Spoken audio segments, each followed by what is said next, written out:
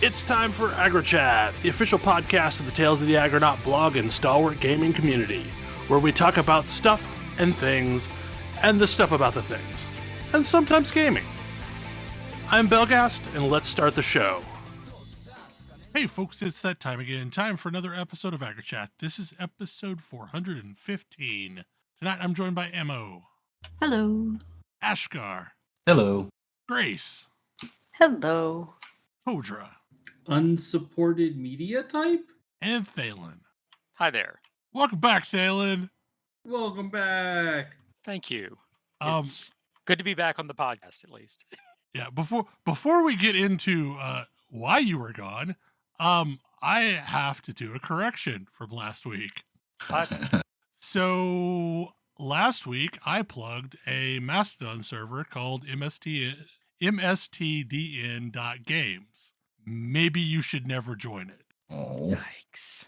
Yeah, So basically me recording the podcast and publishing it got me excommunicated by the admin, even though we had talked about me recording and talking about it on the show, and they really seemed to want that to happen and were pumped about it. But yeah. That sucks. Yeah, it was not a fun time. So yeah, like things went real south real quick, and I am no longer affiliated with that instance, and maybe you shouldn't be either. Yeah, probably not. There's been a lot of sketchy things that have happened this week. Some pretty heavy panhandling for Patreon dollars as well. So yeah, maybe not. I'm not a fan of this new kind of like we've siloed the drama, created new silos of drama in with Mastodon. I mean, everything is cycles, right? Like we're back in the forum days. Yeah, it's exactly the forum days. It's IRC channel days. It's like this is how it always was. I mean, the main character of Mastodon this week was Raspberry Pi. Yeah. Because they hired a security consultant that, used to do surveillance with Raspberry Pi devices, and Mastodon's kind of socialist and not a big fan of the police. People, were displeased by this, and Raspberry Pi tried to tweet through it, I guess. Yeah, they tried to apply Twitter rules, which was be snarky and block. Except for what can happen on the Fediverse is your entire instance just gets blocked. Yeah. So Raspberry Pi doesn't exist to most of the Fediverse users now. Yeah, we are back in the forum days in a big way. It is Wow. forum days. I don't know that I like entire forums getting blocked. See, the better way of handling it is what Mastodon.art has been doing, where they silence the server, which means posts from that server don't show up in the federated feed, but you can freely follow people from that server all you want. And if you're following people from that server, it doesn't seem like they're defederated. I did not that's part of the reason why I left Elec. Elec XYZ was they had forcibly defederated themselves from a bunch of servers, and I couldn't follow friends that were on those servers.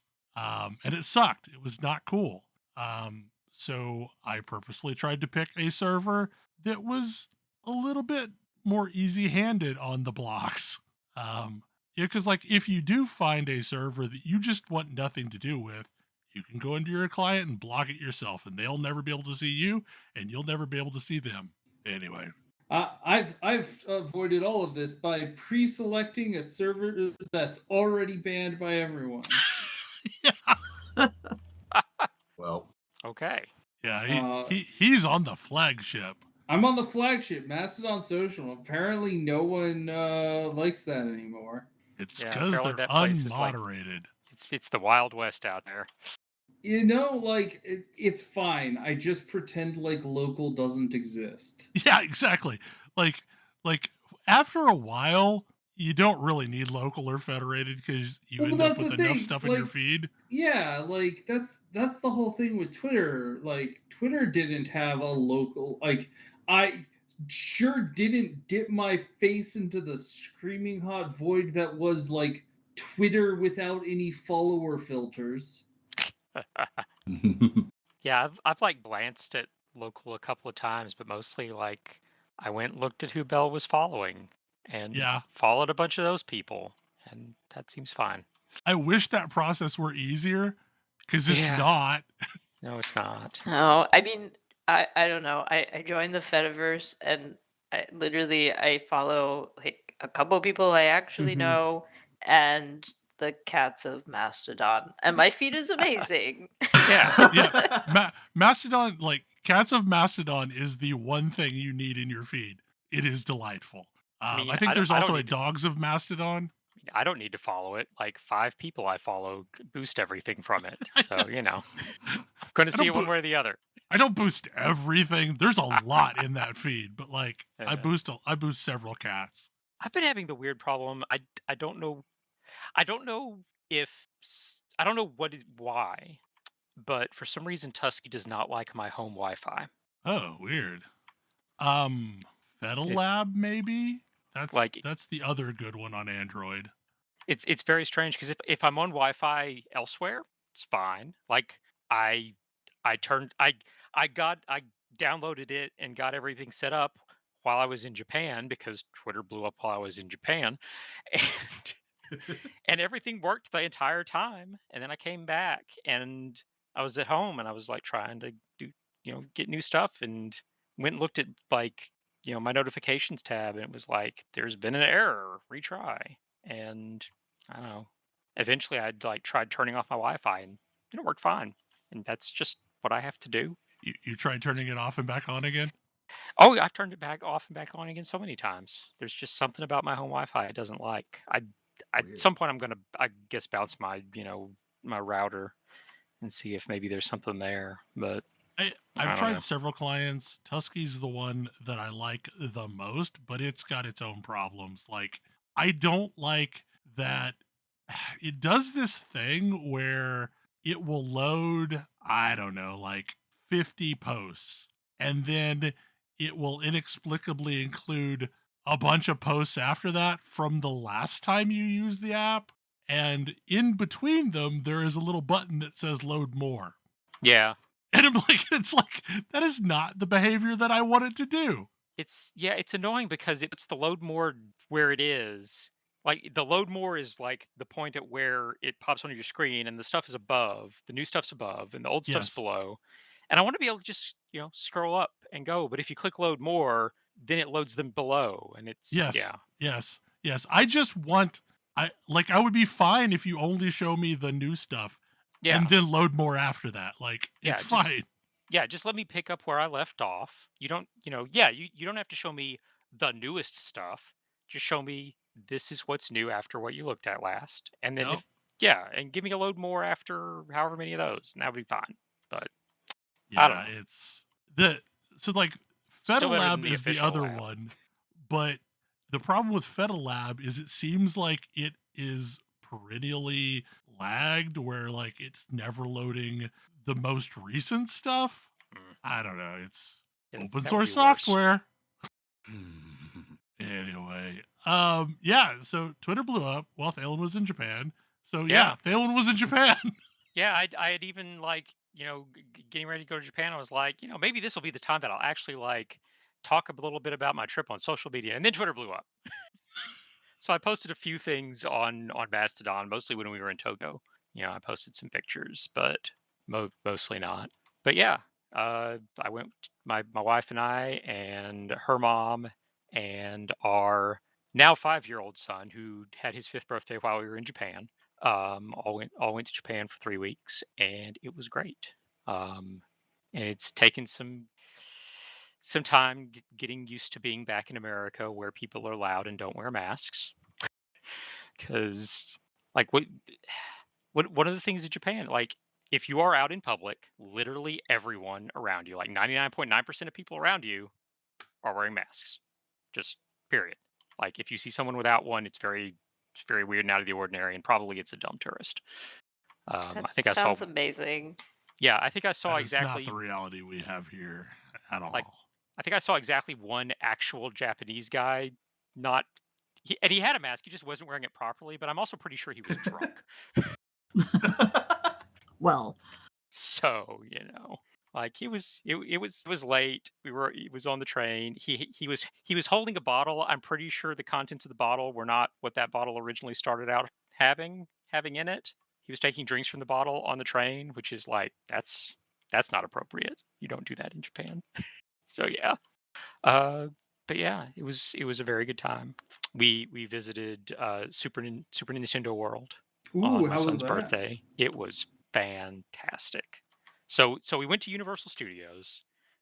We went 2 days, and the first day we had so to get into Super Nintendo World, you either need to be there like when the park opens and like make a mad dash to get there before it fills up, because they only let so many people in at once into that area, or you can get a timed entry pass, and but you get it for a particular time. And the one we had was for like 3 p.m., which is fine. The park's open till like 7 or 8. We figured that that's plenty of time for our son to run around and get tired of it. So we didn't want to get started in the park too early, so as not to tire him out. So we got to Universal Studios around noon. We went on the Minions ride, because our friends. So whenever we go to Japan, one of the reasons we go as regularly as we do is my wife's like very best friend in the entire world is grew up in Japan, came to America to go to college, lived here for a few years after that, and then went back to Japan. So she's in Japan again, and her son was born 5 days after our son. So we basically we joke that they're brothers, and like they refer to each other as brothers even. Um, and so her son loves Minions, just super into them. Minions and Pokemon, those were like his two favorite things. Um, and so he went on the Minions ride, which he enjoyed. My son really enjoyed, and then did a couple other things, got some food, and then went to Super Nintendo World, and figured at some point our son, who is 5, would tire out, would be done. No, he shut the park down. Like he still wanted to keep going. Like he loved this place.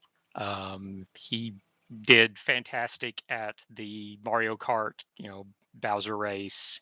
He collected enough keys to get in to fight Bowser Jr. and recover the golden mushroom, because there's all sorts of mini games throughout the Super Nintendo World area where, like, there's one where you have to piece together a key coin that's been blown up by a bomb, and one where you have to hit a POW block to make a turtle pop up and hit a key coin to collect it.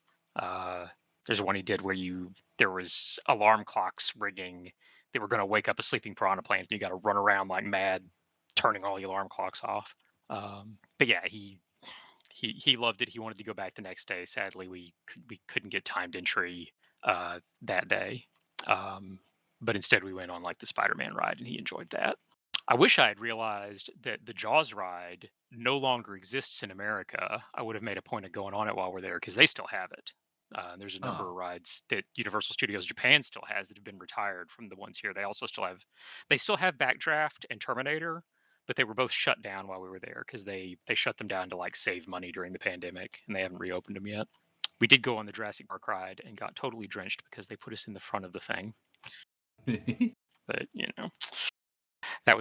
we intentionally made that our last ride of the day in case we ended up really wet, and it was a good choice.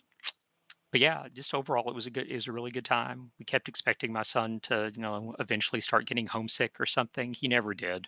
I think he would have happily just stayed there.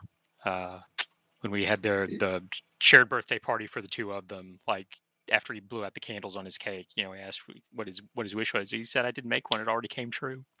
It's the cutest thing. Aw. Yeah, Very I know. cute. And I kind of looked at him and was like, "Are you trying to manipulate us with adorableness? What's going on here?" But yeah, no, yeah, Like, I can imagine how important going to Super Mario World would be to a kid that plays oh yeah, Nintendo games.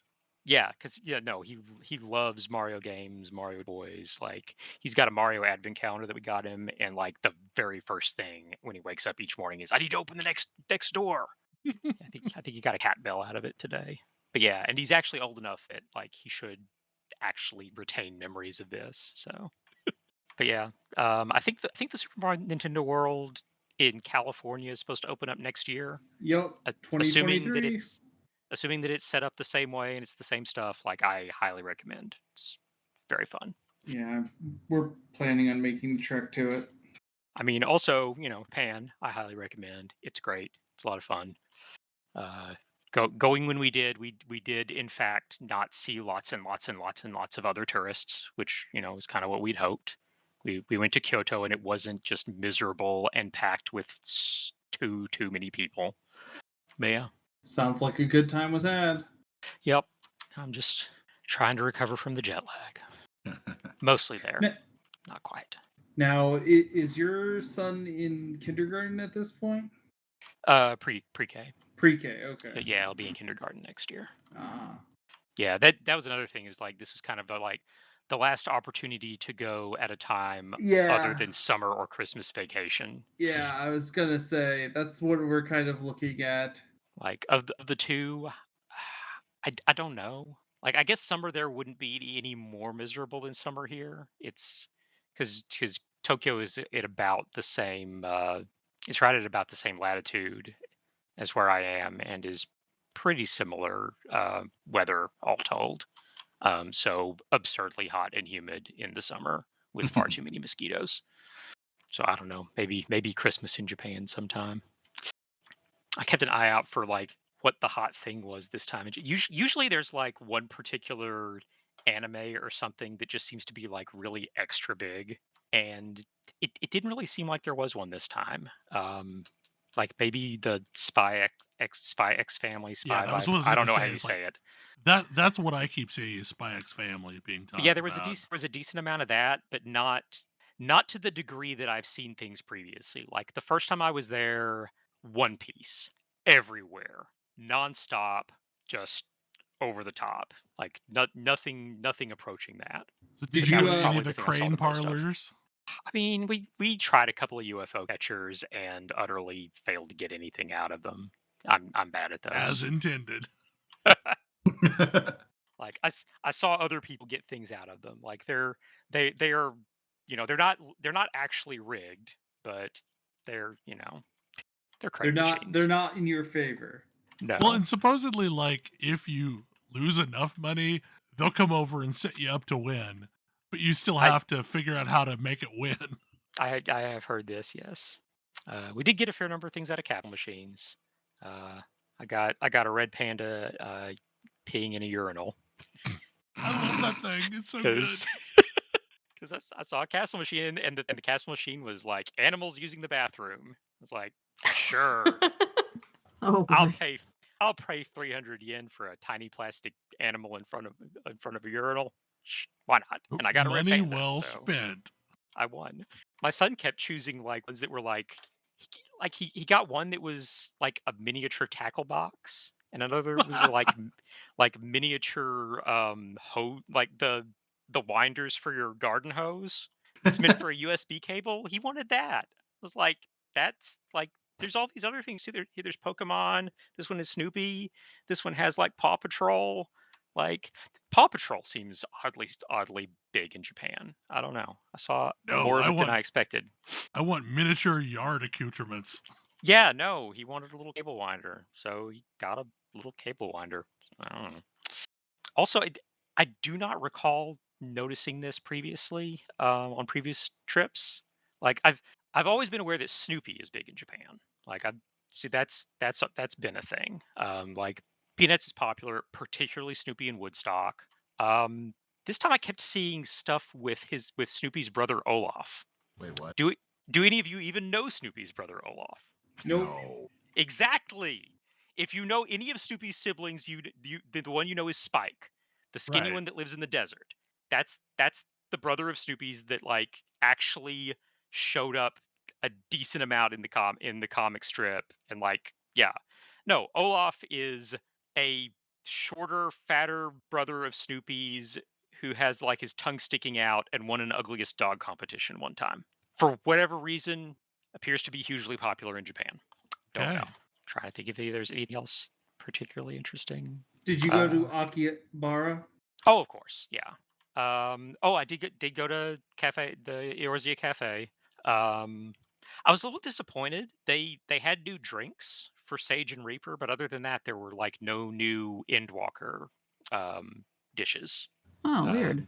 Yeah, no, they had stuff from Shadowbringer, but nothing new for Endwalker. I did get the giant beaver croquettes. They were very tasty. And I did finally, after like just shy of a decade, reach the first reward on my stamp rally card for there. So I got a little bitty pin. How many times have you been? This was the fourth. Yeah. Like, Yeah. I guess it's really only for repeat customers. Yeah. Well, and one of those times I had Tam along with me and got the stamps for all of the things he ordered on my card too. So, but yeah, I did. And in fact, it had been long enough. So like when you first get the card, you get one of the three grand companies, and then so the pin that you can get is the one for the grand company you chose. Or since there have been multiple expansions since then, you can also pick Ishgard or Doma. I ended up taking Ishgard because since we murdered the elf pope, I kind of like it there. I'm not sure that's murder as much as it was self-defense. Well, one way or another, he dead. Fair. Not sad. I did notice it. I think it must be because it's so much easier to sell things online now. The prices in Akihabara for stuff, like I just wasn't finding the deals that I've found on previous trips. It's kind of disappointing. I mean, there was kind of an entire year in which online was how things were sold completely. Yeah. But yeah, like I went to Super Potato World and looked around and like just nothing that was a good enough deal that I felt like I needed it. Well, and there's also been like a massive price increase in everything retro, so that's probably Yeah. impacted that as well. Yeah. I'd hoped that the exchange rate would balance that out a bit, which, but Well, there's been a huge popularity of all of the brokerage sites where like you can buy stuff off Yahoo auctions. And I think that's had an effect because I've noticed the prices of Yahoo auctions now trending upwards. yeah, I bet it has. But like there's one little shop that I always visit because it's the place that on my first trip I found the Megatron re-release from Transformers that I had hoped that I would find, and I found it, and it was like 6,000 yen, which at the time was basically about $60.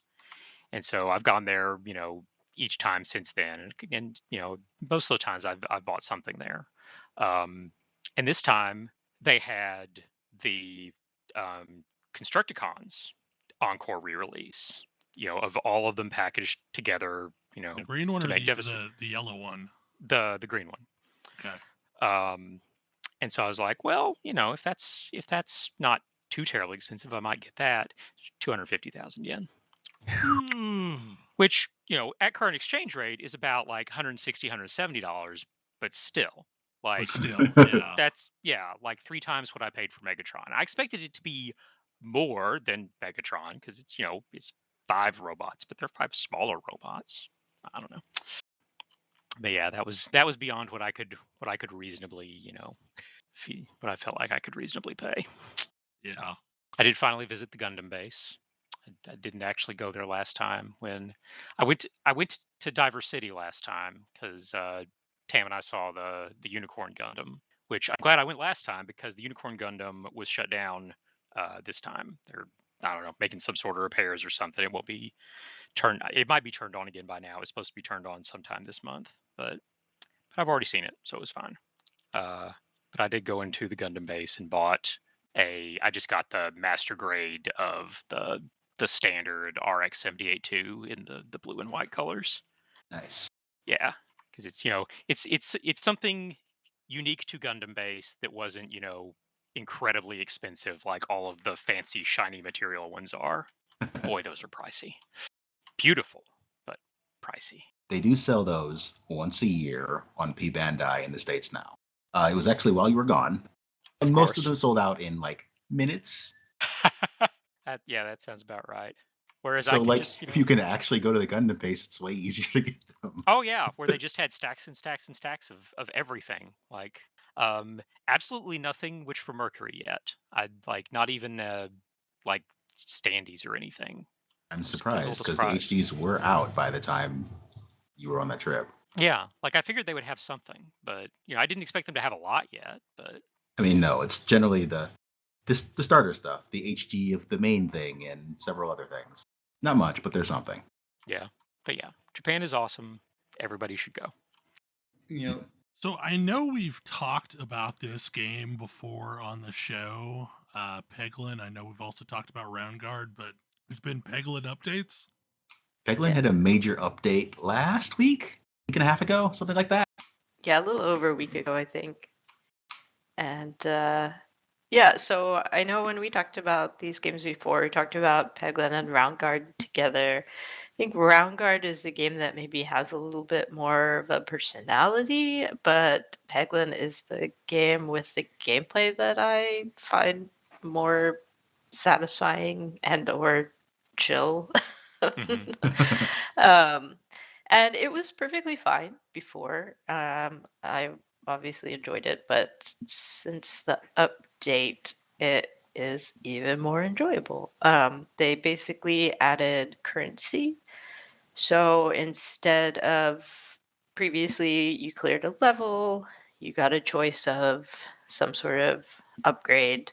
Now there's currency and you purchase your upgrade, but it also means that you can save your currency, and if you don't like what's on offer, you can maybe purchase 2 upgrades the next time around.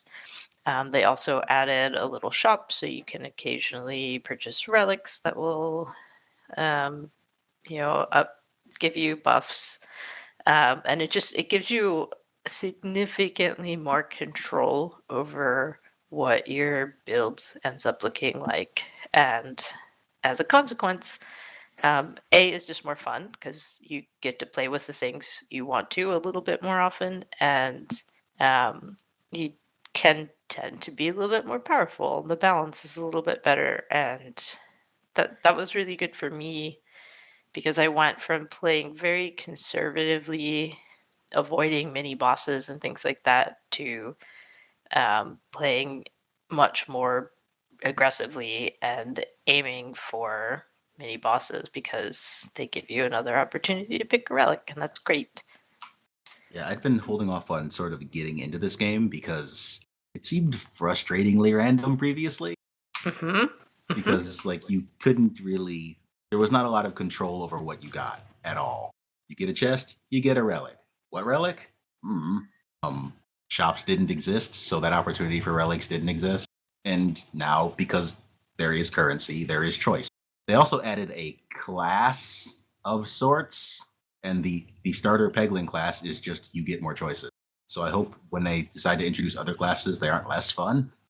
Yeah, I hope that they give them something good to compensate for having less choices. But it seems like it's a design space they could play around in. So yeah, and it's just been way more fun. I like being able to focus on the kinds of gameplay that work best for me. There's also, they did add custom start mode, so if you really want to mess around with something specific, you have access to any of the orbs and any of the relics that you have encountered, and you can make a custom start with any of that if you feel like being very overpowered. They added the Crucible mode earlier, but I had barely made a dent in it because everything was so random and it made it very difficult. And since the update, I think I've managed to get up to Crucible 8 or 9. So that's also been fun. So every level of Crucible just makes things a little bit harder, giving enemies more health, or restricting your choices, or limiting the number of refreshes that are on the board. I'm looking at pictures of this, and this looks cool. So it's basically like Peggle roguelike. Yep. It is incredibly fun. Are like relics like multi-ball and stuff? There are relics, and then there are like balls you can get. Ah. You can actually get multi-ball from both of those things if you want. Yeah, there is a relic that grants multi-ball, but there's also an orb that you can fire that is just always multi-ball. I also found the relic that I think might be the most overpowered thing in the game. I'm not sure. I haven't seen everything that's available yet. There's still some blank spaces in my book, but Is it the gold cloak? yes. It's amazing. Basically, so when you bounce the ball around, some of the pegs have gold in them, and that's how you earn coins for the shop. The gold cloak says, okay, you don't earn coins anymore, but every time you hit a peg that has a coin on it, you deal all of your damage immediately to whatever enemy you have targeted, instead of just waiting to deal it once when you finish your turn. It's extremely overpowered. Yeah, that sounds, yeah. I mean, it means you can't get gold, which means you can't get upgrades anymore. But once you have this, you don't need upgrades anymore. But yeah, it's got a charming little art style. It's got a surprisingly catchy little soundtrack, and it's just a lot of fun. Way more fun now that it's got the update. Definitely recommend. That's good.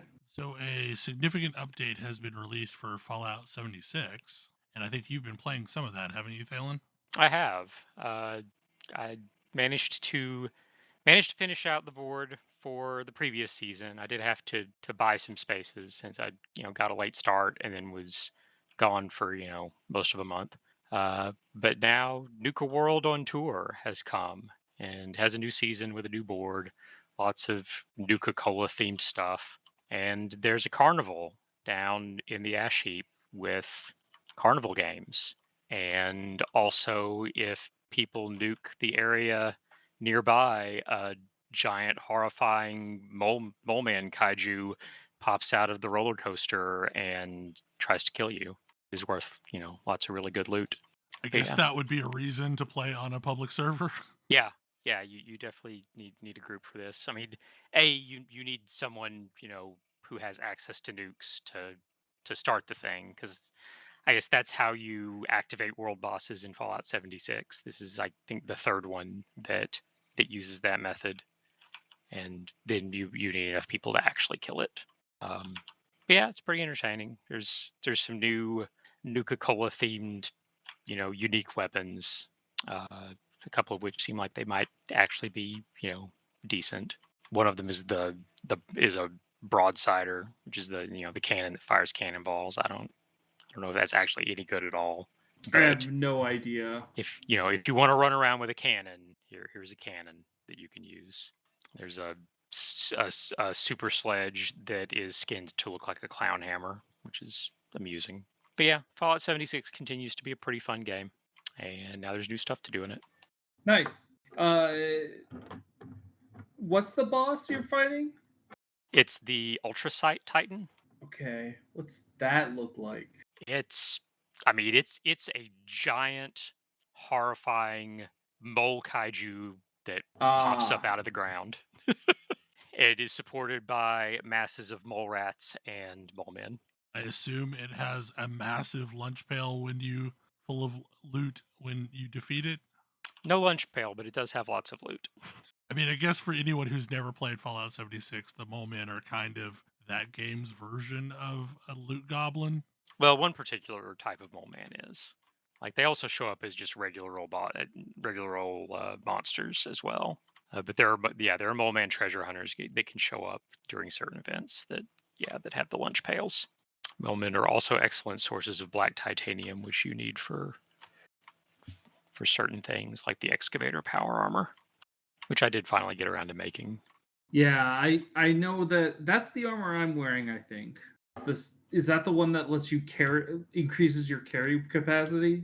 Or am I thinking of something different? I mean, I'm sure there is an add-on for that a mod for it that does that. No, like if you have all 6 pieces, it increases your Maybe. carry capacity by like 100. It's the only way I can move anywhere. Yeah, plus 100 carry weight. Yep. And a bonus to mining ore, which does not affect ultrasite ore, so why do I even care? That's a shame. But yeah, I think I'm getting pretty close to the end of the original main story. Like, I actually went into the horrifying pit where the Scorch Beasts live and made it out alive. Got to figure out what to do next. Have you fought the Scorch Beast Queen? Yes, multiple times, because that's one of the world bosses that people were summoning really regularly up until Nuka World came, and now everybody's using their nukes to summon the Ultrasite Titan instead. But yeah, I've helped kill the Scorched Beast Queen a few times. It's very good loot. I have been trying to figure out if, like, to what degree can I get better weapons and get better perks to put out more damage, and to what degree is the absurd damage output I'm seeing from people due to hacked / legacy weapons that aren't available anymore? Oh, because apparently that's a big problem. Hacked / legacy. Mm-hmm. Like weapons that have mods on them that shouldn't be possible for that weapon, like laser weapons with explosive ammo, things like that, or like a grenade launcher that fires orbital strikes. Apparently, that is problematic enough because of the lag and such that it creates that like you can actually get banned for using that, supposedly.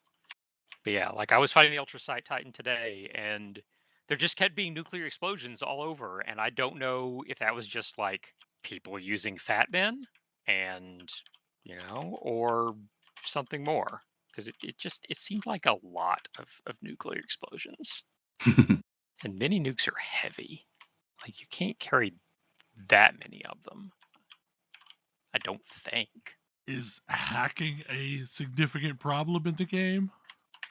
See, the thing, I don't know that it is anymore, but apparently a lot of these weapons made it into the game like in the early days. Well, there was like a dev room that you could somehow get your way into. Yeah, apparently that was the big source of them. Is people got into the dev room, and there was that's where the weapon that fires orbital strike grenades came from, because that's not a thing that's supposed to exist. But yeah, so they've, for whatever reason, never done much about these things being in the game, except sort of frowning at them. That seems weird. Yeah, it does. Seems like a real bad plan for an online game, just to accept that it's broken. And yeah, I mean, I think it helps that nobody's actually interested in doing PvP, so they don't have to worry about that balancing. I imagine if somebody did become a problem in PvP, they would probably fix it quite quickly. Presumably. So they'd probably very quickly get banned. Yeah. So another thing that happened this week is we saw the game trailer show, and I would like to dedicate this to my Reformed Orthodox Rabbi, Bill Clinton. Just sigh. Can't we just talk about Flute Guy instead? And okay, so I love Christopher Judge. That was a long speech. He was giving away some Steam Decks. I only caught bits and pieces. What's this part? I wasn't aware of this. It was like a 20-minute long acceptance speech. Yeah, decided to give a very, very long speech after winning Best Performance for his role as Kratos. Well, you can't give a super long speech when you win an Academy Award anymore. So it was funny because they kept trying to play him off, and they kept increasing the volume of the music. Yeah. Wow, and he just kept talking over it. This. Yeah, he was totally immune to that. It's kind of great. With Al Pacino just standing off at the side. Al Pacino? Why was Al Pacino there? That's Who a knows? good question. I mean, why physically, was that more done? or less. I don't know. That was a person that apparently Jeff Keighley knew. I feel like I got what I needed out of the Game Awards show by just watching the trailer news. I mean, Probably that's accurate. absolutely correct. Yeah, you didn't miss anything of importance other than the soy bomb moment. The soy bomb moment? It was like the Grammys, and Bob Dylan was doing a performance, and this shirtless dude with the word soy bomb painted in like I don't know, grease paint on his chest came on stage and started dancing. And I remember watching this as a kid, and I thought it was just part of the show, and then security guards come in and take him off. So like this was the Game Awards soy bomb moment. In which a random decided to come on the stage at the very end after all the folks for Elden Ring won Game of the Year. They look super confused about it too. He was on That stage was- for a while. He was just behind people. him. Yeah, it was hilarious. Like And it's like security just didn't want to come get him or something. well, and like when he took to the mic, the folks from Elden Ring just like looked at each other and confused. Who's this guy? Do you know him? No. Apparently this dude also snuck on the air and like did something on the Alex Jones show. Oh, jeez. Yeah, so like this is apparently a thing this guy does, is sneak on the air. All right. I mean, He has been arrested.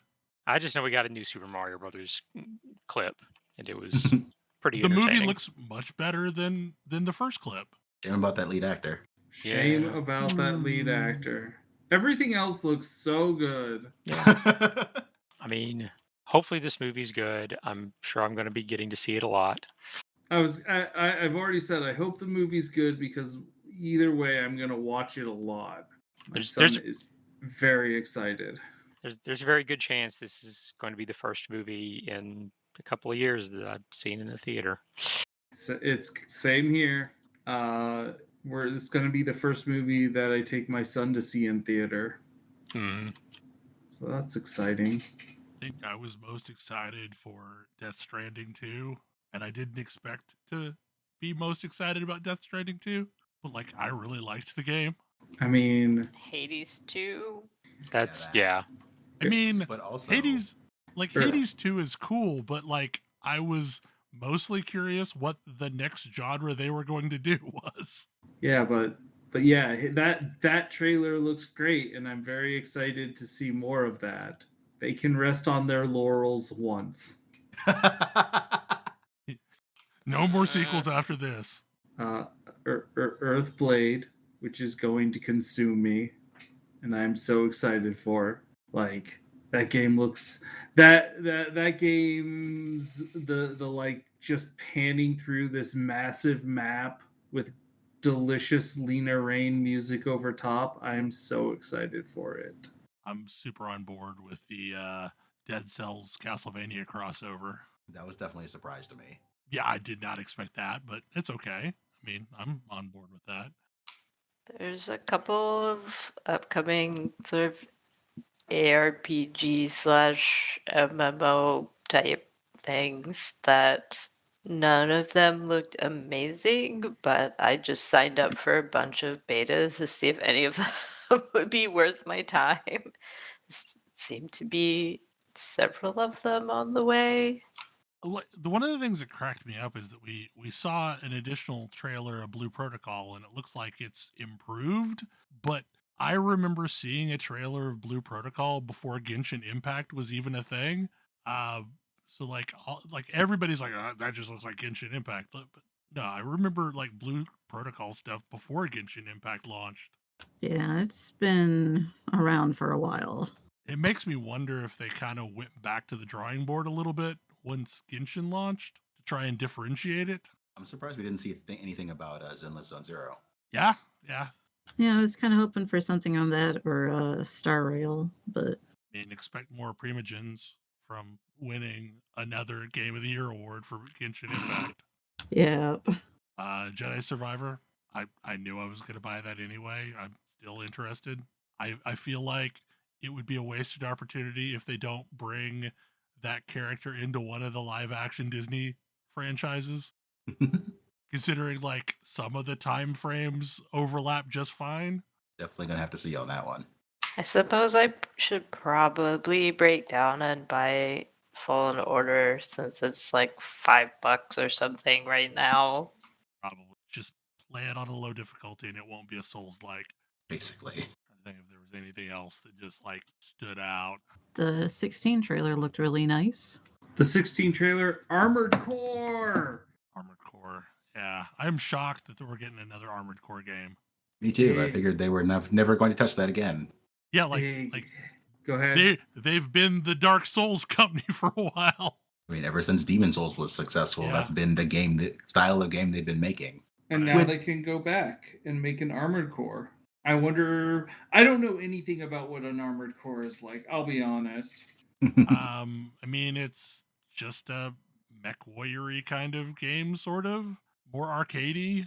Gonna say more arcadey than Mech Warrior, Yeah. but not as much as like say whatever that game was that came out on Switch that I don't remember the name of right now. Damn Ex Machina. Yeah. It's got a lot of customization. You can swap parts out. You can like really dial in what you want your mech to behave like. Or at least based on the games that I played on the, PlayStation 2 It's era been a games. while. Yeah, I'm curious what the game looks like. Is it going to be like mission based again, Yeah, where it like was- you load into levels? I assume it will Who be. I don't knows? know. Like, Who it knows? would be cool. It would be That's cool not- if they took their like open world setting. Yeah. like Say, an they Elden just Ring. came off of making an open world game, so who even knows? Yeah, maybe they're like, hey, let's make open world Armored Core. That would be kind of amazing. Do Like- that. It looks in the same very bleak oeuvre that they've been playing with. Other thing that happened this week is a new Path of Exile league started. Yay. Yay. And like legitimately it is a yay, because for the most part, like it is a much better league than the previous one so Yeah. far. Like- In what ways has it changed? Like loot is So significantly better. the There are function- no- The functionality of rare mobs is the primary thing that changed. They finally killed Arch Nemesis, didn't they? Yes. It took them long enough. They replaced it with something else, but even those don't appear in the campaign. Those appear once you leave the campaign. I mean, the rebalanced rares still appear in the campaign. You still get like 2 or 3 affix rares in the campaign. Yeah, you just don't get the really juiced ones that they replace the bigger arch nemesis stuff with. Like, I'm sure if you stab a metamorph, it's still going to murder you dead. Probably. I mean, I have 5 chaos, and I'm like in Act 5, so it feels like the loot is significantly more generous. The lead mechanic is significantly more rewarding, I'll say that much. Oh, interesting. I was about to say 5 chaos in That's Act good. 5. That's insane. Yes. I mean, I have none in End of Act 3, but I did pass up an opportunity to get them from the league mechanic because I didn't think I was going to live. But it's Yeah. roguelike, and I did. These were just world drops. Like I have been largely ignoring the league mechanic until later, and then I'll figure it out. I don't actually love the league mechanics so far, and I started attempting it every opportunity and got kind of frustrated with it and decided that I'm just going to set that aside until I finish leveling and then go back and try it again when everything is tuned to where I actually am. Because I don't love the way that the sort of internal health bar thing works. That's fair. It is very much tuned to don't get hit. Yeah. Yep. And so if you're on a build that needs to stand still for any reason, you need to keep in mind that there are some times you can't do that. And also, the thing I feel is that it's the most relevant thing is learning how each mob type works in it. Mm-hmm. Because it reminds me of like the first time I tried to play Risk of Rain, where I just died on the first level. And the first time I went into this, I just died on the first level. Well, I think the problem is like this is a game mode where you're basically asked not to play your character in the way that you built your character. Except you still also have to do that. Yeah, but like it is a game mode where everyone is basically a glass cannon. you don't get hit. Like, you can't really tank any damage. You can't mitigate any damage. That's true. You just Like there don't get hit. are relics that help a bit, but overall you just need to basically not get hit. Yeah. Like, and I tend to build characters that can get hit just fine. Like, so it feels See, really I feel like foreign even right in now. I feel like even in the open world, there's stuff you just don't want to get hit by. I mean, there's some of that, but it feels this means it there's a definitely lot feels of that. different. Yeah. And I don't know. I needed to just play a little bit more of it once I'm built out a little bit better. But so far, like the boss mobs that I've encountered in the floors, like they've actually all felt sort of samey in the way that their attacks work, which on the one hand I appreciate because it helps me avoid them when I can, but on the other hand, I hope there's a little bit more variability once I get further in. So I got past the first floor and then all of the mob types changed. But like learning to deal with like this is the fire wizard, this is the lightning wizard. You have to fight them slightly differently, but they're not that different. Right. This is the dude with a bunch of teleporting slash attacks and he sucks and I hate him. Ew. This is Mad Bomber Dude, which actually isn't as hard as you think he'd be. No, for me, my nemesis so far is the lightning archer dude. The teleporting slashy dude is just okay. You start winding up attack and I hit leap slam and I'm fine.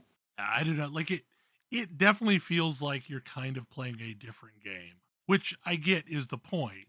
But yeah, like I want to at some point revisit it once I no longer care about gearing and all that stuff. But it does seem pretty lucrative. It does reward a bunch of XP, a fair bit of actual loot. Righteous Fire is really dumb. Dumb in a good way, but dumb. I kind of love this. I should have been playing it a long time ago. It is very much the Thorns Invoker Crusader from Diablo 3. But I do think maybe, like, since this league feels a little better than the last one did, I might branch out and try some other characters. And I think this will be a good character to feed stuff to the other characters too. I think Explosive Arrow is going to be the king of the new mechanic. I think any totem or trap build is going to be incredibly good at new mechanic. Unless there's a later floor when it's not. Like, maybe there's a later floor where you have to fight everything close, and if you get away from it, like, it hurts you. I don't know. I wouldn't put it past them to do that. It's weird because, like, I kind of felt like Lake of Calandra wasn't the best experience in the world, but now that I'm back, I'm super happy to be back. I'm really enjoying myself. Other than the fact that my minion build that I enjoyed previously was nerfed into the ground, I liked Lake of Calandra just fine, but I also, didn't push as far as I could have.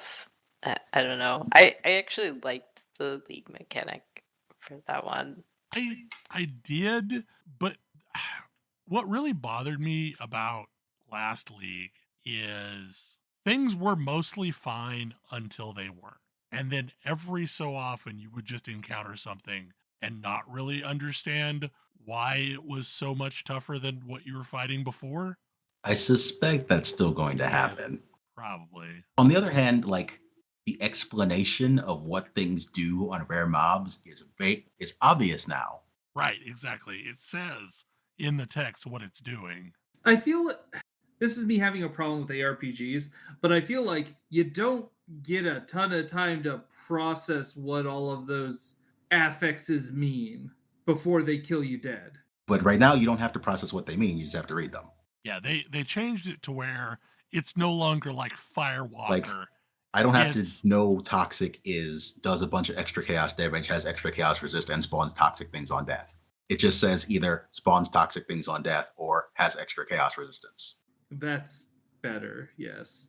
Well, and the way that they had the affixes previously is there were a lot of times where two things had something very similar and they overlapped and meant that mob is just ungodly immune to something or does I had a lot of that. Wildly extra damage from something because you just happened to land two of the same affixes that were pretty similar Whereas that's not going to happen now. It's basically I likely mean, effects. it can still happen. I think it's less likely to happen because it's specific abilities that get stuck on mobs rather than a family of 3 or 4 abilities that an affix has. Yes. I will say it mostly means rares are harder to kill or do more damage and not both at once, which almost all of the arch nemesis affixes did. Yeah. Yep. They were tanky as hell, but also would just murder you. Now it's usually either or. I mean, considering it just started last night, I have a feeling we will probably have more to talk about at a later date. Seems likely. None of us For- have made it to maps yet. I mean, for Nope. this league, I would like to kill the bosses, the big bosses. That is my goal for this league. Thing. What do you mean by the big bosses? Just like beat the game, or No, I mean, The Uber. once you get to maps, there are a series of 6 or so bosses people refer to as pinnacle bosses: Elder, Shaper, Maven, Eater of Worlds, Searing Exarch, and one more, I think. Trial Master, maybe. Anyway, I would like to kill these bosses. Of course, if Silksong comes out sometime between now and like the end of the league, before I accomplish this, it's not going to happen. Yeah. But what's the chance of that? I might, you know what? We never know. I might still play Earthblade before Silksong comes out. I mean, I'm waiting to see if Silk Song or Hades 2 comes first. Yeah, I figure Hades 2 will go into early access before too much longer. I mean, because Hades was in early access for a really long time. It was. I actually didn't pick it up until it came out of early access. How much story am I missing if I haven't really grind Hades 1? I understand there's a significant amount of more story. I mean, how far did you get? Yeah, there's a lot more story. I got to credits. You are missing the majority of the story if you only That's got to not- first credits. I mean, it's not really true. Like, first credits is after 10 Escape. Yeah, I got to 10 Escapes. There's not that much more. I figure there's probably all of those side stories with the Olympians. Yep. But yes, I'll believe Silksong when I see it. I know somebody like said, "Oh yeah, all of these games will be out in the next year," but I don't know. I feel like maybe they forgot that Silksong was at that show. I mean, this is the same company that dropped the game directly onto Switch during a Nintendo Direct. I wouldn't be that surprised to do something similar again. So I put an ominous titled topic on here, but mostly it was just kind of a thing that I wanted to talk through. Being on social media, I have encountered a lot of people that tend to prioritize Nintendo games above all other games, and to some extent consider all other games lesser if they weren't released by Nintendo. Yeah, I've encountered this a lot. And it always tends to be people about a decade and a half younger than me. And I'm wondering if part of this is what consoles you grew up with. Well, I'm about a decade and a half younger than you. Yeah, I know. But like when I grew up, the Nintendo was just a game console that had games on it, but also a lot of the games library was shared between like Nintendo and Master System and Nintendo and Genesis. Like there was a lot of third-party games that were released on both platforms, and they might not have been the same game. Nintendo had a lot of really strong first-party titles, though. They did. Yeah. But Genesis also had quite a few strong first-party titles, but also like the Mortal Kombats of the world, those were on both platforms. Like, you know, Yeah, but Disney's Aladdin were on both platforms, and they were different games. But I was gonna say, if you wanted Mortal Kombat with blood, you had to play it on the Genesis. yeah. But like, I don't think to me there was quite this stark difference of, oh, I am playing Nintendo games because I have a Nintendo platform. I'm just playing whatever games like our arcade ports, and a lot of them would end up on both platforms. I mean, growing up with games, I don't think I had any concept about what was a first party game. Like, I just wanted to play the games that look cool. And sure, like a lot of those were Nintendo games, but not everything was. I mean, the games all had the Nintendo seal. That was what mattered. You know, except for like, Bible Adventures. Yeah, I played Bible Good old- Adventures. Good old Wisdom Tree. Good old Wisdom Tree. But I guess where I'm going with this is like that was true for the first two generations of Nintendo consoles, where the line between first party and other games was kind of blurred. And then once you got into the 64 and especially the GameCube era, other publishers really kind of dropped the ball on supporting the Nintendo platform. I mean, At cartridges were first, because expensive. at first because it was way more Mhm. expensive to build a cartridge than a CD, and then I guess because they kind of got out of the habit of supporting it, or because again Nintendo chose a weird proprietary format. I mean, the GameCube is one of the lowest selling consoles of like Yeah, my lifetime. Yeah. well, Well, and it does make me wonder if that like that's the console you grew up with. Then those are the games that you had access to, and they were all I first mean, party games for the most part. almost every notable GameCube game is first party. yeah. Yeah. Well, also that was an era when Nintendo games were for kids and PlayStation and Xbox games were, for teenagers and adults. And then also you had like Eternal Darkness. Still not sure how that ended up on the Nintendo. The outliers on the GameCube were so weird. Yeah, but yeah, I mean, when I was a kid and had like an 8-bit Nintendo, like, guess I felt like that was the system, But I remember playing a lot of games that weren't made by Nintendo on oh that yeah, platform. Yeah, like oh yeah, Yeah. yeah, like lots of like Capcom Hudson and Soft and Konami and Square Hudson and Soft. Yeah, yeah, Square. Enix, yeah. And it made me wonder, like, is there a generation that grew up with Nintendo consoles that didn't spend a lot of time playing third-party titles? Yeah, I guess maybe the GameCube. Yeah, I don't know.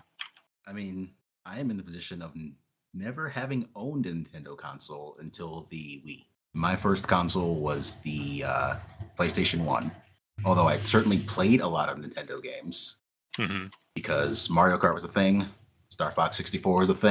All those were like a major part of things I played growing up. Yeah.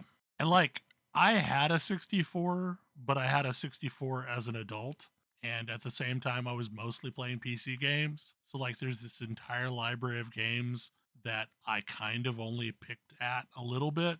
Like I played Mario Kart, I played Mario 64, played some of the other big titles. You know, basically the games that came out in the first 2 years of the console. Hmm. And then I really didn't touch anything later. Yeah, yeah, it's kind of similar. I had a Nintendo 64, but I really only ever rented games for it, Yeah. and Yeah, same. really didn't play all that much on it. Like the big games that people like remember for the 64, things like GoldenEye and stuff. I never played it all. Played a lot of GoldenEye. I played some of that stuff socially, but I never had a 64. Right. And then when the GameCube came out, I did get a GameCube and actually did get a fair number of games for that because I mean it had stuff like Wind Waker. Yeah. Wind Waker was great. Yep. I Yep. played Metroid Prime. I played Wind Waker. Yeah, Metroid Yep. Prime. Yep. I didn't play Wind Waker until the Wii U and still haven't played Prime. I've got the discs that are like the GameCube copy of Majora's Mask and Link to the Past, or no, not Link to the. Is it Link to the Past? Ocarina of Time. Ocarina of Time. There you go. That's the right name. Link to the Past was 16-bit. Yep.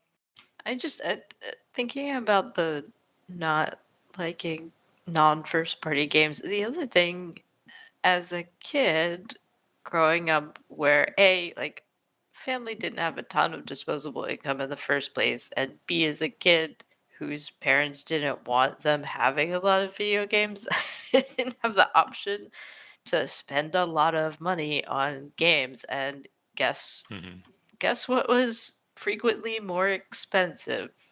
The first party games. So you were always willing to try this one. I could get these 2 games. They might both be terrible, but at least I'll have 2 games. Yeah, that's a good point. Yeah, I mean, like Lagoon is not a great game. I played the heck out of Lagoon because I bought Lagoon, and then I was stuck with Lagoon. I mean, like, there's a lot of. It's kind of like I had this same thought with when it came to like movies that that are important to me but are important to no one else, because like growing up, my dad had a coworker that had HBO, and he would record stuff for me. Ah. And like he would send home like random ass VHS cassettes with 3 movies on it. Mhm. Didn't get any choice what they were.